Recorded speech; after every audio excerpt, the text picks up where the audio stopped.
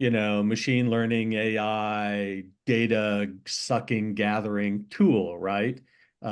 It doesn't tell them what to do, but it's, when you're this, in intelligence, when we're analyzing petabytes of data, that's what we need is those kind of tools to help the human make those connections. So I go down that path. I haven't jumped a team uh, for 4 minutes. Awesome book, guys. I'm in chapter 32. I'm loving it. Great book.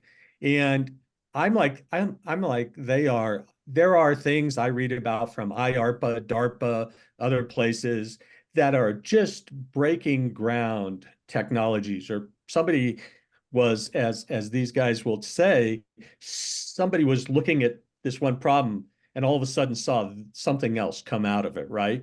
And so I love that, and the idea that I'll put in what is possible. It may be or probable, it may be impossible at the moment, but there's a connection there and it makes sense in the story. So uh, everybody nowadays has a robot dog, they got to fight and, things that are drone, AI connected drone swarms, things like that. So,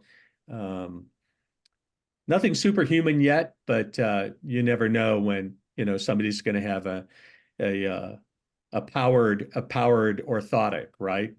Things like that. And so I'm open to all that. I love the tech. So. Well, I mean, gents, AI, stealth drones, advanced nuclear weapons, quantum mechanics, and now time travel, which I'm having Ray Porter read to me, which is fantastic in 4 minutes. Kind of sensing a pattern, just with the direction of the tech that you're using. And as terrifying as it is, a little too often fiction becomes predictive. And so I have to ask, are we going to see some of your plot lines declassified in documents here in the near future? Yeah, I mean, I'm sure that there's people popping in and out of different timelines already, right? I mean, I think it's just it's inevitable that you're going to look at this landscape of technological change and incorporate it into your fiction. And I mean, it's too appealing not to for us. And so we really like taking one concept. In the case of 4 minutes, that what if question is, what if you could have this crystal ball and see into the future?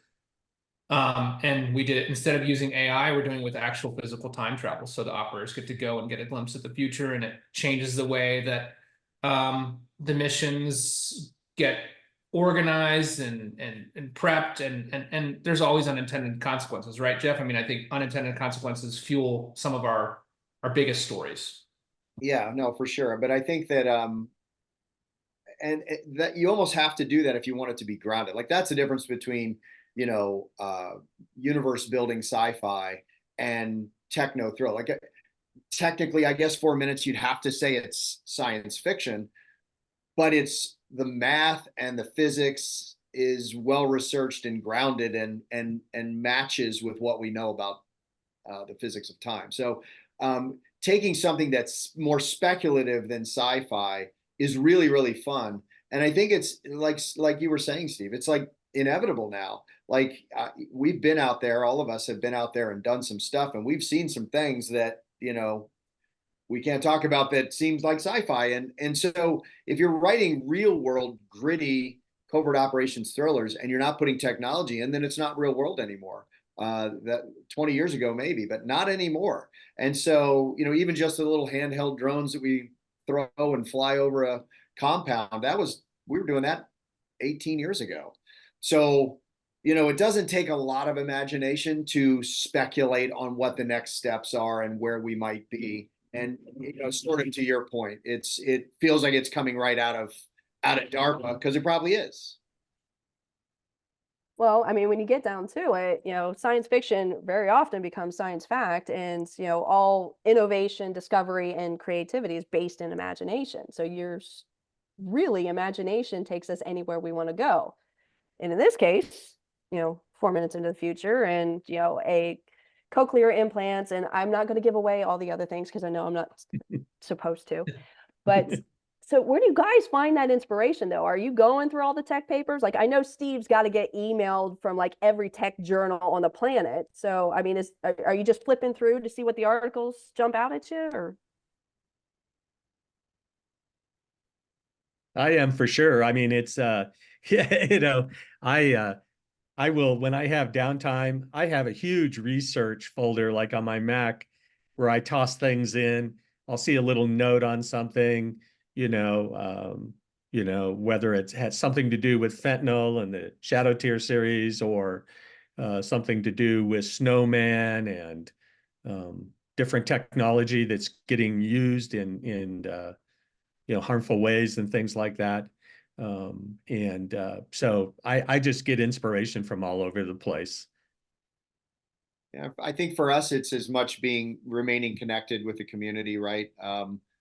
Writing the Clancy series reopened that for us. The older we get, the fewer of our friends are still out there on the pointy tip, right? That's true for all of us here. But doing Clancy and having the Navy open up access to new technology and subject matter experts to write those books has been a boon for us, because, stuff like Task Force 59 and AI integration and stuff like that.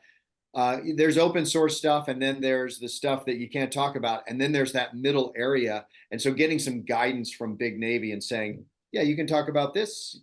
We'd rather you not talk about this other thing that you saw, but that has freed us up a little bit and been able to put a little bit more cutting edge stuff into the books without feeling like we're violating anything.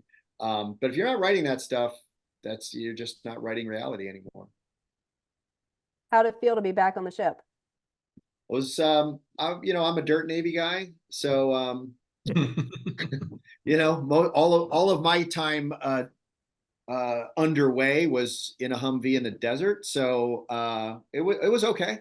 It was okay. I'll tell you, we were aboard the Ford, and that's the newest class of aircraft carrier, and it is mind blowing. We won't take the time to get into it this time, but it is new. It is a brand new carrier. It's not like anything I'd ever been on before. That's for sure. The stateroom that they put us in was like the size of the crew's mess on a submarine. Remember, Jeff? On the floor, that stateroom was so huge. We actually shot a video. We were like, did they make a mistake? Did they put us in the skipper's stateroom? Because this thing is huge. And then we had a bathroom. What? The new sailors are spoiled. They're spoiled. You go on the Indiana, and it's like, the CO stateroom's like about the size of it's as long as one bunk, so it's just a different world on the carrier where there's a lot of real estate. Yeah. So Steve, these are things called ships. They float on the water and they take people from one place to the other over the ocean. Oh, thank you very much. I've been on the Forrestal. I was on the California. I went on board the California. The Wainwright guided cruise missile cruiser, whatever, during tall ships. Went on board in civilian clothes, and they assigned me a JG, showed me all around. I'm like, how many Tomahawks you got on board? And his eyes light up, and he's like, I can't tell you that. So I've been on a few Navy ships, got a Navy family, Merchant Marines. Just not, I was actually on a Los Angeles class submarine with President Carter when I saw the White House photographer taking pictures in the torpedo room, and had to sort of confiscate everything he owned. So can't do that. No, bad day. Well done. Well, I know we're getting close on our time here, Jen. So I really do want to find out what's next in the hopper for everybody. So Brian, Jeff, anything you want to kind of give us insight into? Yeah, so the big one, obviously we talked a little bit about it, is Act of Defiance. It comes out May 21st, right, Jeff? May 21st?